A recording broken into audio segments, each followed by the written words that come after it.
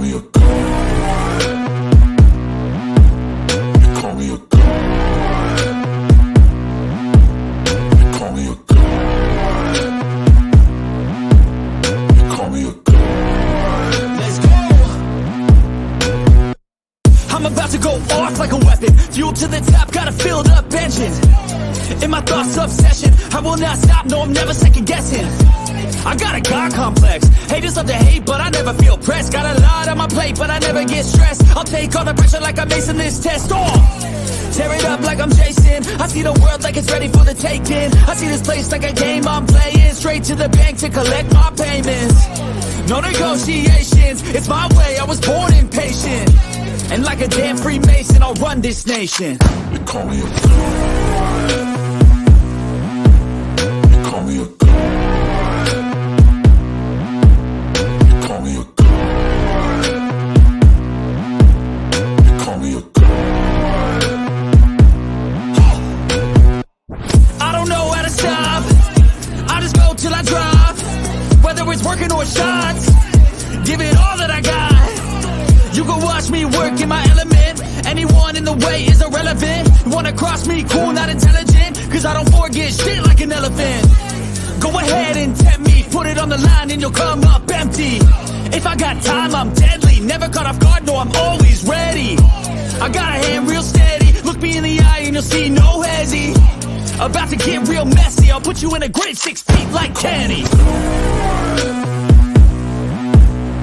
call me a god. You call me a god. You call me a god.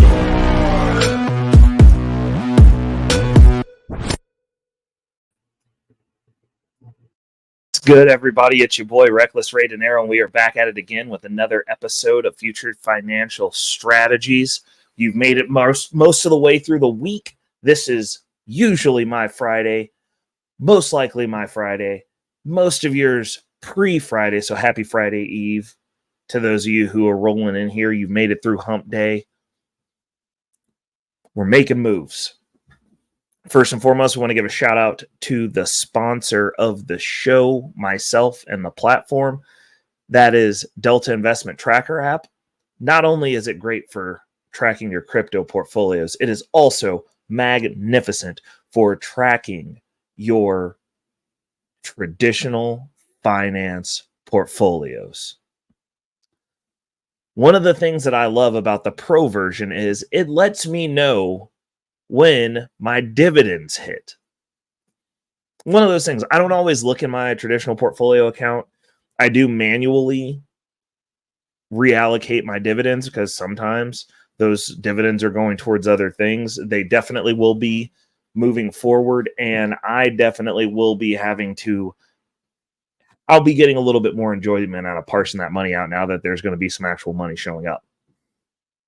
But one of the things that I do value is it gives me the heads up that, hey, come Friday morning or whatever day it is, I normally get it about a little bit like later on in the day, normally close a business the day that it hits. It's pretty good about pulling the information. I don't know about the connection with Charles Schwab, but it is solid. And it gives me a little notification that like, hey, when you wake up in the morning when the markets open back up, you got some money to move around. I love it. So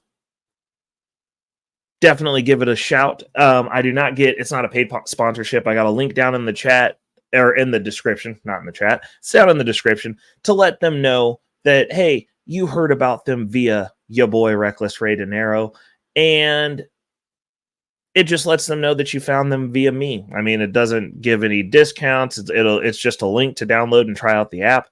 High key recommend everyone give it a shout out. They had some faith in me, obviously pre-monetization of the channel.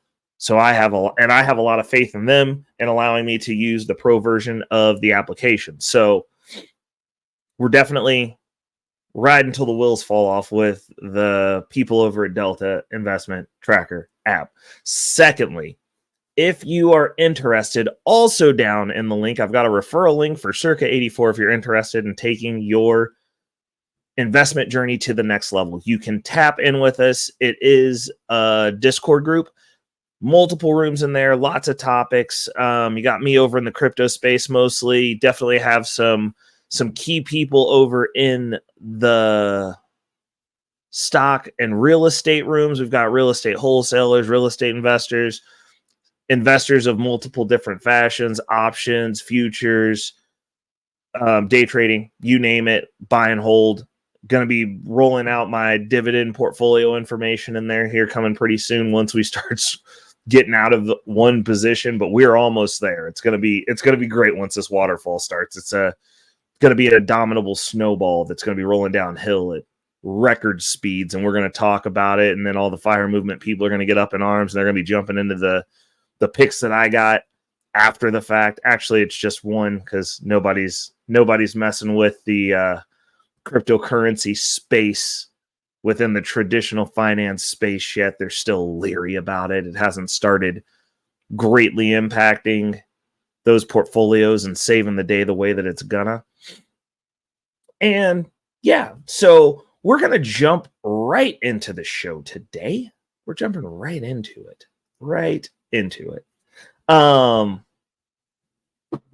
And what we're going to talk about today, first topic, we're just jumping right in. We're running and gunning. First topic is going to be standing on your thesis. So as of this recording, Bitcoin is sitting at about $61,000. It touched 60 today. I stopped looking, might have touched 59, but we deployed a little bit over the weekend. We did our first deployment and it was at 63, and then it dropped again. We're going into the halving. I've been here before. I know what this is. So I am not super concerned. I just tend to look away because honestly, nobody likes seeing the numbers go red. Nobody likes seeing their portfolio take hits. Nobody likes seeing $10,000+ drops in their portfolio value that will also be affecting their net worth going into the end of the month. So those are not good things to look at. But one of the things that I've got to credit the homie Wall Street Trapper for, I was watching Trapping Tuesdays like I do on Wednesdays, like I also do, because I normally don't get to watch it live. I'm either on panels or recording or doing homework or something crazy as we're working through building our toolkit, building our skill set. And he was talking about, being all in on your thesis and knowing when to make plays based on your thesis. Now, going into the bull run, I had no problem lining out my thesis. I know what my long-term thesis is. I know what my thesis is for the bull run. The one thing that I'm not good at, though, is deploying. And then I listened to Wall Street Trapper. I got hype. I commented on his video that I got hype and that there was going to be, obviously, we're going to be talking about, this will have been talked about at Guns and Butter Live before this video goes live. But it's one of those things where it is so important to, how do I put this? To not only follow the thesis, because not selling is not hard for me. It's not. I can look at it. Things can be bad. I'm looking to see how bad it is. I'm used to seeing the numbers change pre-bull run. I've been through this cycle before. I thought we got some good entry points, and I am finding out that we did, as the portfolio is not at zero, but this has been because obviously the thesis for the 2-year window is we are in an alt season. Altcoins are preferred. So I had 30% wipe on my portfolio on paper. That's a hefty loss. We're not, and I actually saw it go negative for a little bit. Also crazy. But not selling wasn't an issue. Never. I don't even have the inclination to sell anymore when I see stuff like that. As long as I know what's going on and I am on board with the thesis and I'm still within the thesis realm, I don't have an issue with that. The issue that I have now is, now that I've got a cash reserve, I don't deploy it, which is crazy to me. I don't know why. I just don't. And we are actively about to rectify that. Not only that, the house savings dipped, and we have a cash reserve on that too. Not only that, my traditional finance portfolio is now directly at the hip tied to the crypto space because we only have one position. It's all YBTC, which is directly affected by the price of Bitcoin. So when Bitcoin goes down, that holding position also goes down. So now I know that if Bitcoin is having a bad day, my portfolio across the board is now having a bad day. That said, there is a thesis there. Now, obviously, I was holding a little bit of that in cash to just already have it deployed. But when you see opportunities like this where the dips are this deep, you almost have to deploy. You almost have to. Like, there's just nothing I can do at this point. Like, I have to deploy these funds. And we are getting, and like, the thing is, I don't like deploying too early. I don't want to jump headstrong into the market on the first day, because Sunday, had I deployed everything, then we would have caught another dip and I would be riding those positions out. Granted, because we deployed on Sunday, this additional dip wasn't as bad as it would have been had I not deployed any funds, because I'm buying down my positions.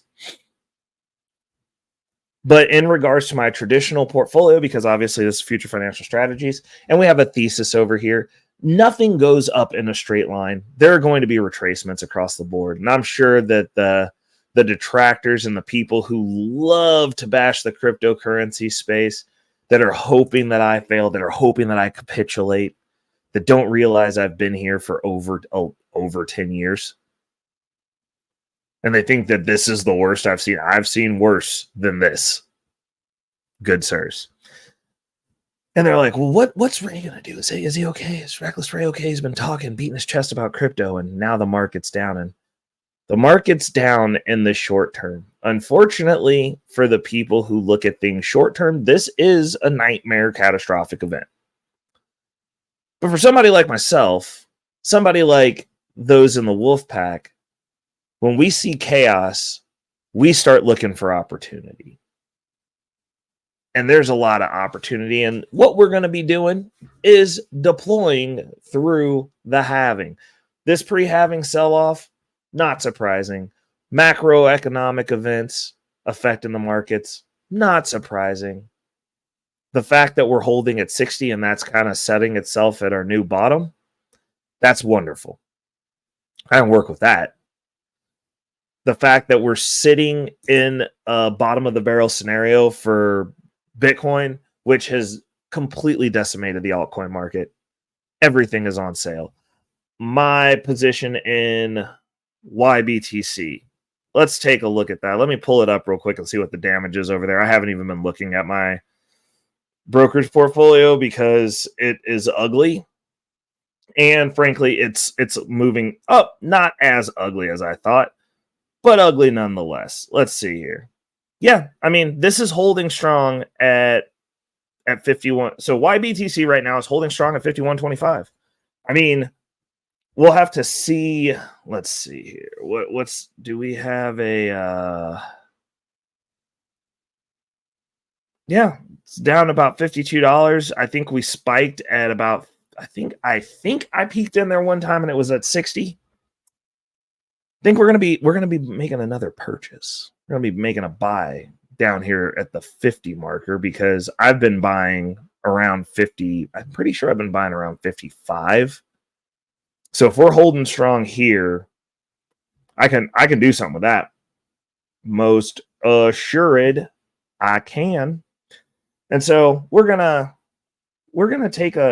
definitely take a look and see what that looks like.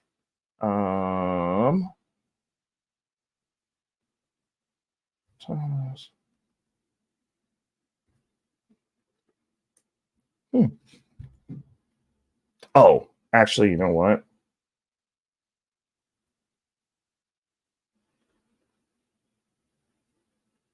Yep.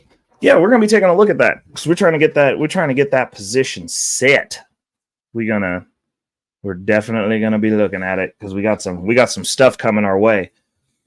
But standing on your thesis is important. So now that we know we're in a dip, we're hitting what we've pretty much are looking at as a bottom with Bitcoin at around 60,000, 50 under sub 60 it's probably going to be for seconds, because every time we hit 60, it seems like it bounces back up to 63, and then we have another sell off and it comes back down to 60, 59,000, a little bit below. It seems like that's the buy range where institutions are scooping up.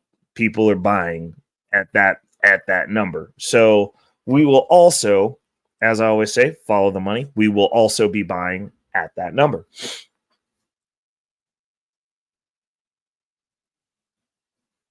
But it's important to understand the thesis, understanding your investment, understanding the cycle. Having been through this before, I've seen these dips. If it dips a little bit lower and then skyrockets, even at if I'm wrong about the bottom, for me, for my thesis, from where I'm looking at Bitcoin going, because I'm in Bitcoin to $1 million. It goes to $1 million or goes to zero for me. So that getting in this market during the bull run, the bull run is going to happen. That is a firm part of my thesis. I've done this 3 other times now. I caught the tail end of one when I first started, but I've done 2 full ones, done 2 full bull cycles. This has happened. Distinctively wishing I had bought more during those bull cycles. So we will be looking at getting deployments into the altcoin space, because obviously the Bitcoin that we're buying right now, we're focused in on altcoins for this bull run. We will be shoring up some altcoin positions, potentially opening some new altcoin positions, provided the income opportunity presents itself. And then we will be stacking up some more YBTC, as we have converted everything over to YBTC, and we'll be paying ourselves back with the dividend that we procured off of that to get our initial cash investment. Hopefully we will end this experiment holding more YBTC than we had, having an additional income stream, having an asset that is going to be funding the opportunity fund, because the opportunity fund is fully funded. I am tracking everything that we're moving into YBTC. We're gonna definitely be enjoying that, because those are income producing positions. But once it's time to do the sell off, I think that as we're paying back what we put into the YBTC position, we will be taking that out and just putting it back into the cash account, the cash holdings, and we're gonna just average our way out that way. I don't want to sell the underlying asset that's producing the income, because we are going to be using that for other things. So we'll be selling the bare minimum off at the end of this, and I think that it will be a bare minimum if we have to sell any of it. As these numbers run up, so will the payout, and yeah, we'll be looking at it like that. Next topic, we're going to talk about, this one's going to be interesting. We're going to be talking about letting go. Now, what do I mean when I talk letting go? And this future financial strategy, so it's always money related, but it's an interesting thing when you see people who are trying to better themselves. And I'm speaking, obviously, future financial strategies. We're going to speak from a financial perspective, because once you have your eyes open to the realizations that we have over here in the Wolfpack, oh, geez, allergies, man. Allergy season is running rampant. It is windy. It is dusty. It is polleny. It is terrible. But as you open your eyes and you become financially red-pilled, if you would, you start seeing stuff for what it is. You are no longer stuck in the matrix of going to work, going to do this 9 to 5 aimlessly, not knowing where the money is going, YOLO. You're starting to make plans. You're starting to better yourself. You're starting to care about your financial lot in life. You're starting to realize where you are on these chessboards, where you are in the hierarchy of things, and you're wanting to make some changes. You're wanting to move with a little bit more intention. Thusly, with the information that you're being bestowed upon, that we're opening our eyes to over here together, because I'm still in this journey with you. Might be a little bit ahead of you. Some of y'all might be behind you, actually, because I'd say a lot of you make more than I do. But are you using your money effectively? Is your net worth where it needs to be? What percentage are you investing every month? What's getting saved? These are things that people don't want to talk about. Most people stop at, oh, my salary is higher than yours, I'm richer than you.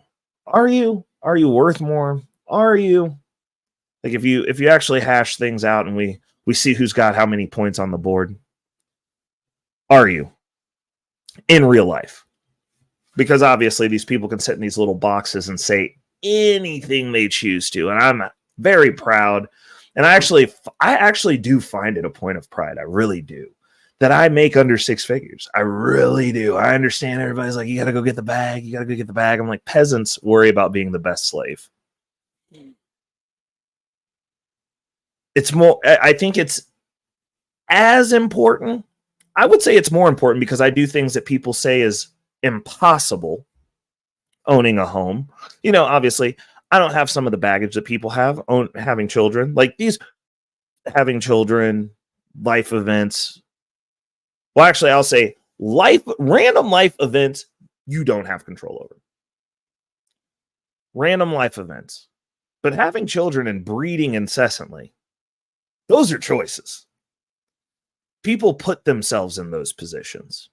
Those are decisions. Decisions are made for every person that's born on this planet. So I don't really count that. Like, I think using your kids as an excuse. Like, I know wealthy people who have children. Like, it's crazy to be like, oh, I've got to be a peasant because I got kids. I know people that are actively right now on the same journey that I'm on, that have kids, and they're navigating accordingly and still moving with intention and still investing money and still planning for theirs and their children's future. I do not see that as an excuse or a barrier for entry unless you are choosing to take the easy road and be financially illiterate. Because I know plenty of people who are not only setting themselves up, they're setting their kids up. So there's no excuses there.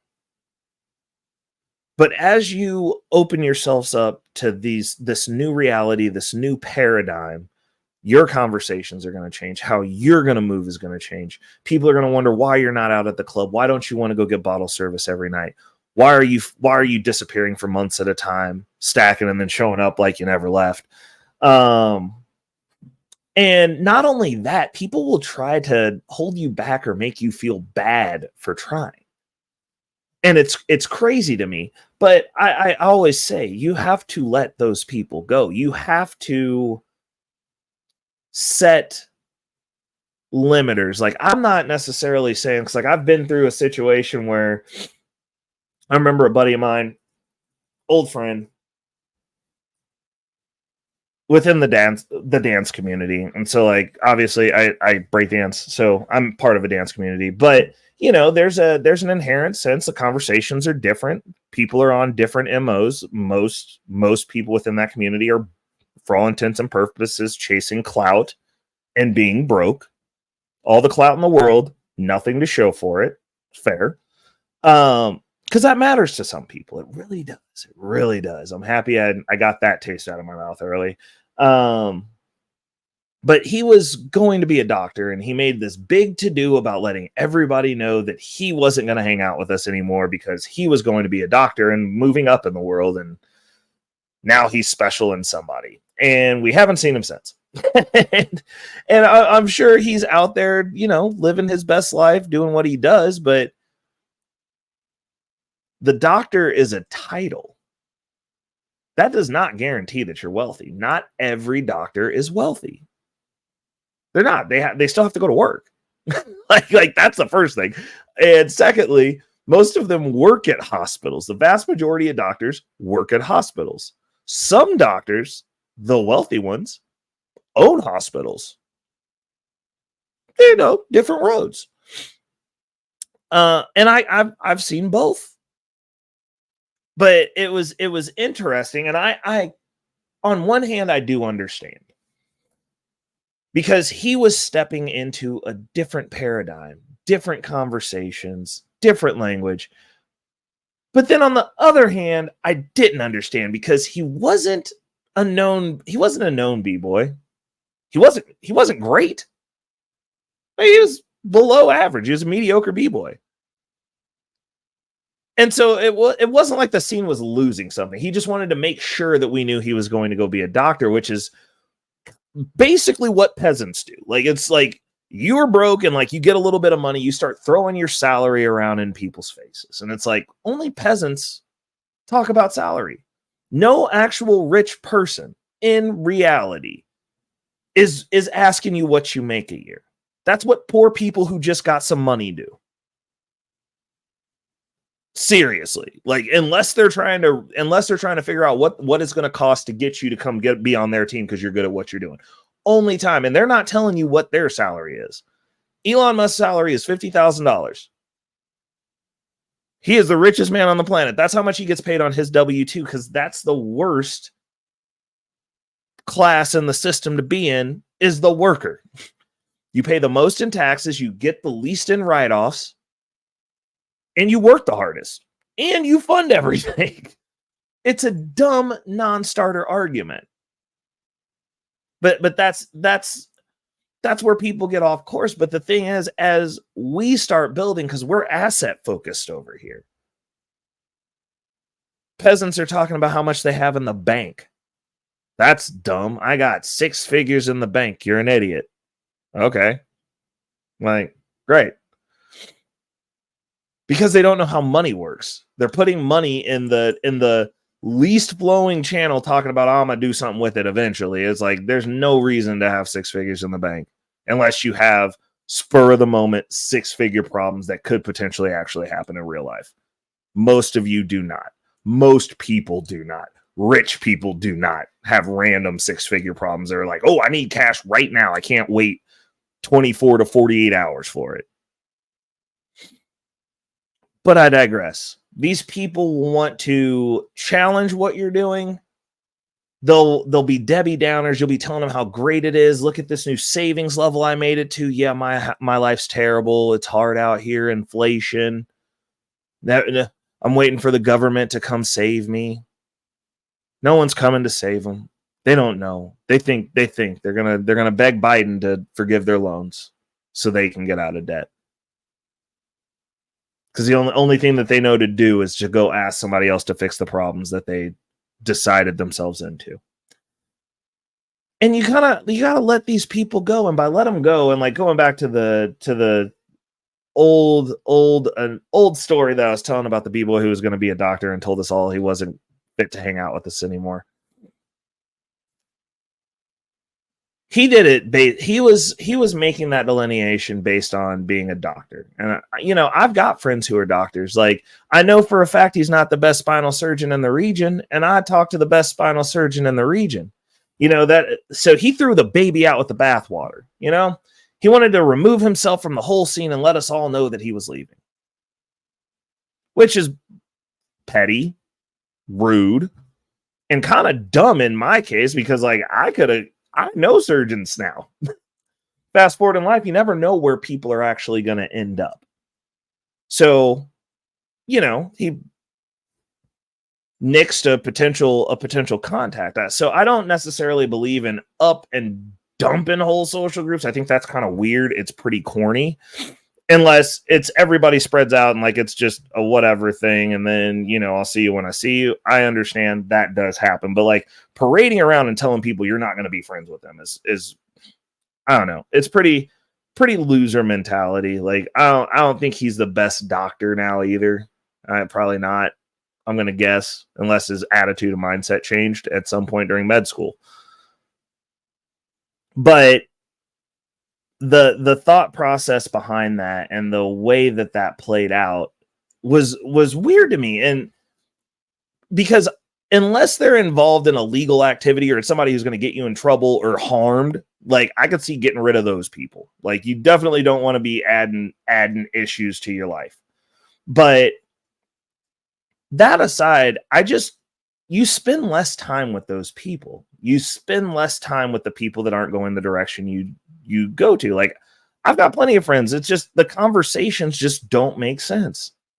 I'm talking growth, assets, and they're on club shit. And that's the place that they exist. But you know what's awesome? Hanging out with them when I go to the club and want to hang out.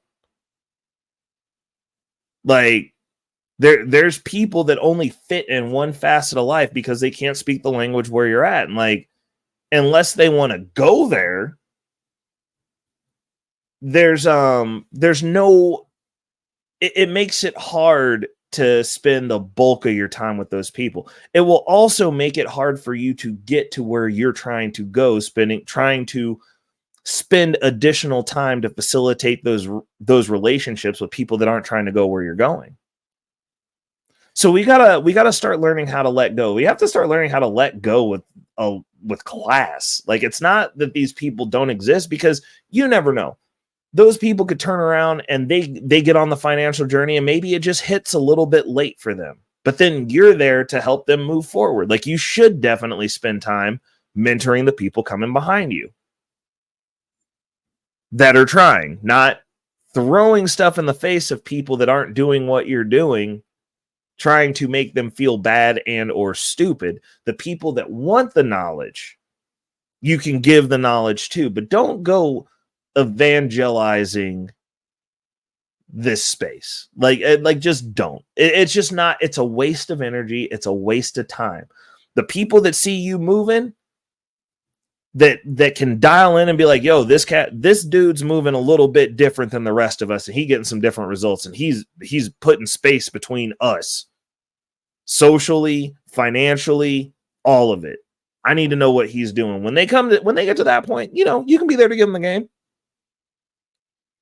But staying with them where they're at, or you trying to excel while staying where they're at, isn't going to benefit you.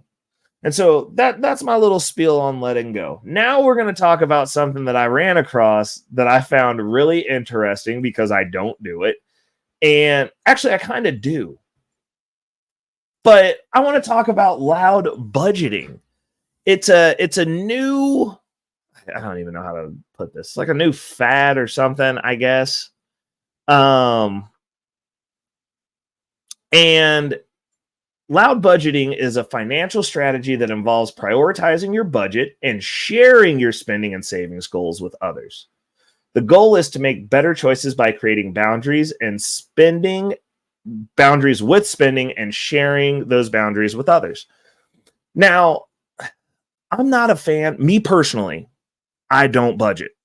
I'm really bad at it, actually. My budget is to save as much as possible while managing, obviously, my debt float, because like I do float debt, and I know, the interest and the compound interest, and be like, the compound interest on my crypto and investments is outweighing the compound interest on any credit debt that I carry, and I carry it tastefully. So actually, also, as we're rounding out that cash advance, the converting your credit balance over into cash in your checking account, we about to pay that off. So we did pay it off. I think we paid it off. It hasn't even been 10 months yet. Like, I paid it back a little bit faster, but the next one is going to be the interesting one, because we are about to do a thing or two here with this depending on, I mean, the experiment, I guess the finalized version of this experiment will be the end of this month, to see during a turbulent market what this payout is for YBTC, because the 2 months previous of the 3 months it's been in existence, going on 3 months, have been amazing. We've been eating off the YBTC. So this month, with a downturn, a harsh dip, we'll see what they're able to do with what they're doing on the back end to generate income. At present, it's been killing my DeFi liquidity farming in its entirety. So we're throwing a lot of money at that. We got a couple of more. We're going to throw some more money into the DeFi space, get some of these crypto altcoin dips. But we're also going to be putting a lot getting another chunk of this YBTC, because this month for me will be a solidifier, because this hasn't been just Bitcoin's going up month like the 2 months previous. We're in a sell-off, and I want to see how it performs during the sell-off and see what type of numbers it produces. If it produces some good numbers for us, then the next cash advance going to be playing it a little bit different, if you know what I mean. Now, because that should, clear some headway for a lot of things if it does what I'm hoping it does. And also it should be able to pay back a good grip of some of the cash advance, but we're going to be doing a kitchen sink play based off of what we're looking like at the end of this month. But the loud budgeting, so I don't budget, and I've said this multiple times, like I have a semblance of a budget. I have a lot of metrics that I track that I spew back to you guys at the end of every month, because I am tracking what I'm doing. But for me, it's just a lot easier to just go, okay, I can buy 2 articles of clothing every time I get paid. And it's going to be around $100. Yeah, give or take. Depends on what we're getting. And then a lot of times I just don't even do that. Like I don't do, like the only thing that I do semi-consistently is like my going out and fun money. But like, also, that's not super extravagant in most cases. I'm also fine staying at home as long as I'm not working a lot. Like the more I work, the more I'm going to go out. Like that's honestly what it is. I'm a work hard, play hard. So if I'm working normal, I'm playing normal, which means that like if I have something to do, like I've got a brunch thing that we do every Sunday, dialed into that because I get to see some of my friends. And it's something that I value. I like really care about that group and nurturing those relationships, because within that, like there's a lot of people we're having high level conversations in there, because it's people that we've all known each other for a long time at different spaces in life, but all moving in the same direction. So it's a good group of people to be around and converse with. Plus, got our little knucklehead youngins that hang out with us, and we have fun, like some jokes, some toilet humor. It's great. But I value that. So even if I don't go out, I've at least got that, so I can be like, I don't need to go out. But sometimes I want to go out and see my friends and have a couple of drinks, and I'll go do that. Sometimes I want to have a date night. Like I actually need to start scheduling back in date nights. Like I got to start sorting that out, because like I'll be sitting around too much. Next thing you know, I'm talking up the cocktail waitress or the bartender at brunch, and it's fun, but it's just. I should probably do some personal time. I'm not good on personal time. Like we always grind and we always work it. But that's also not budgeted. Like I just try to make sure I'm not spending hundreds of dollars every weekend. Like as long as it's within reason. Like if I'm under $200 on a weekend, I guess that's the budget. Like I don't know what to say. But I do track how much I'm saving. I do make sure that my credit float is within a certain realm. And now we are shrinking that down. And yeah, like we're making headway. We're making moves, and I'm really digging it. The other piece of this is the thing about it that I like, though, is the loud part, because it's inducing you to talk to your friends and your social groups about money. And that is something that we have historically had, especially amongst the poor and working class, that it's taboo, because most people's financial situations, I mean, most people don't have $1,000 in savings right now. Most people are down bad, which is why, back to the letting go, people aren't going to want to talk to you once you start moving forward and making better financial decisions than they are, because then now they got to feel bad because you're doing well. They're not. You're making different choices than they are. You're making the sacrifices they're not. And at the beginning, at the onset, they're going to be like, oh yeah, that's cute, whatever. They're going to blow it off. They're probably not going to be initially antagonistic of what you're doing, because initially the results aren't going to be there. But once you start creating distance between you and them, it's going to become problematic for them because you're the one who put your nose down. You come back a year later, you've got results. You come back 2 years later, even more results. Now the results are compounding. You come back 5 years later, you're in a different space. You come back a decade later, y'all ain't even in the same tax bracket, ain't even having the same, even close to the same conversation because of the sacrifices that you're making in the short term for a long-term gain. They're doing the exact opposite. They're making sacrifices long-term for short-term gains. So they get to laugh at you while they're getting to go out and you're sitting at home having soup. They're getting to laugh at you while you're holding it down and, driving that beat up car for 15 years till the wheels fall off. They're laughing when you're in a low rent scenario in a not so good part of town and they're living in the luxury hotel and you got to go over to their place to hang out and do anything because your place is a dump. They're laughing that whole time until the tables turn. Because that whole time you've been building. The whole time you're doing what you need to do to invest as much as possible. Now things are flipping. They're still renting in the luxury hotel. You live down the street in a place that you own, which is one of potentially multiple properties. You might still have some roommates, but you own that place and it's nicer.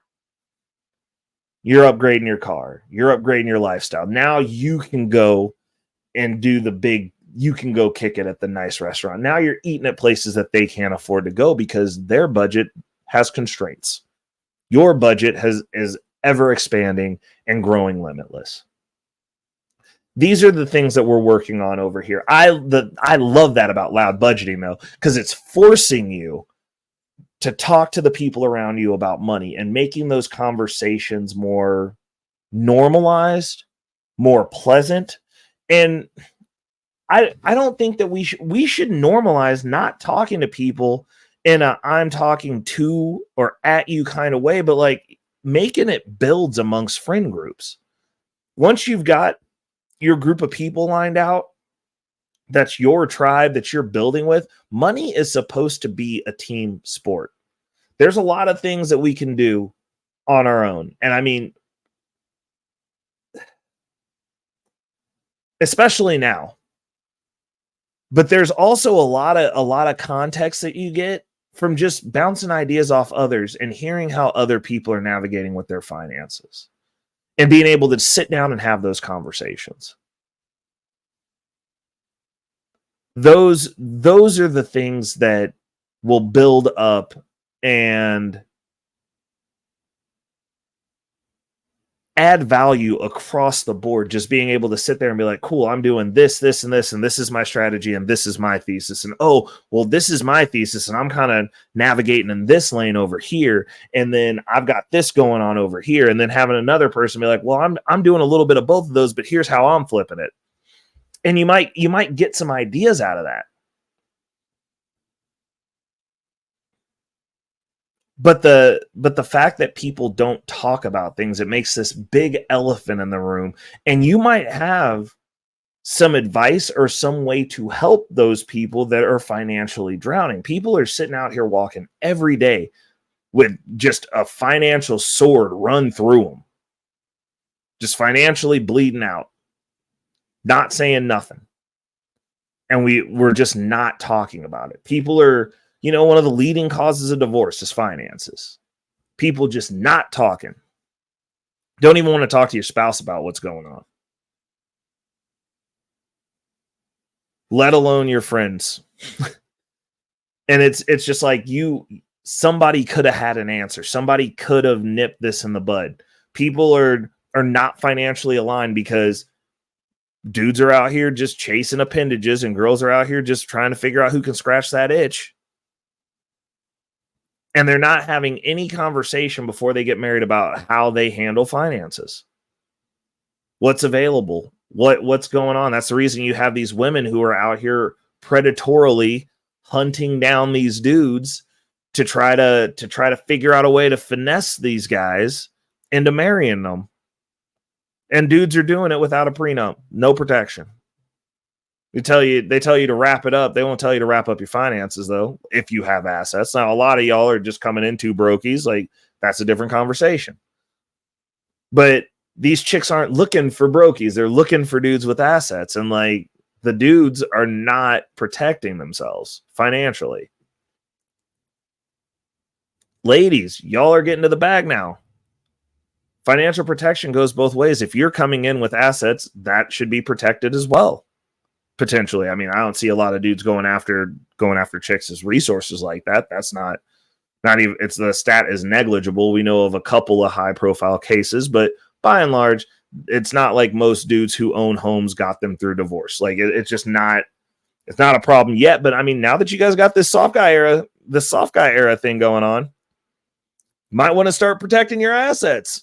Like, prenups probably need to be a thing at this point, because since everyone's going into these relationships defensively, these are business decisions at this point, and they should be treated as such. If you're going to get married, it's a business decision.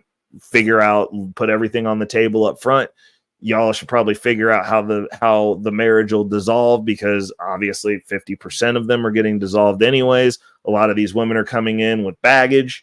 A lot of these men are coming in with baggage. I don't necessarily believe that wanting to protect your assets is baggage, but you know, I'm hearing some of these talking points from some of these female wealth gurus, and it's basically, oh, I'm coming in with shields up and like, we can get married, but shields up. And I'm like, well, if we're doing that, then that's just business at this point. Like, sure, it's nice to have somebody there consistently.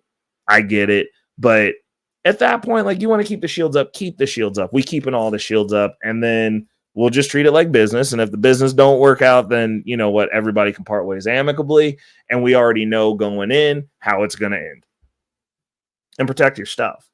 But the loud budgeting part, I like the loud part. I like talking about money. I love talking to people about money. Like, everybody knows this. And I think more people need to get into that vein, because the more we talk about it, the more that we can pierce the veil of this financial matrix that they've got us living in, and people can get at least close to some of the outcomes that they want. And if not necessarily the full outcome, you can definitely, with a little bit of financial literacy, put yourself in a better position over the long run. So you might have to work to 60, but your 60 going to look way different than the average American 60, because most of them are getting to 45 with nothing in the chamber for anything, period.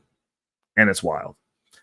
But until we're going to close it out on that one. Until the next time, people, it's your boy, Reckless Ray Dinero. This is another wonderfully impactful episode of Future Financial Strategies.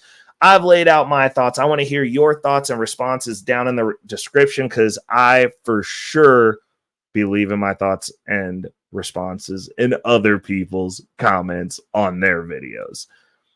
Till next time, it's your boy, Reckless Ray Dinero, and we out. Peace.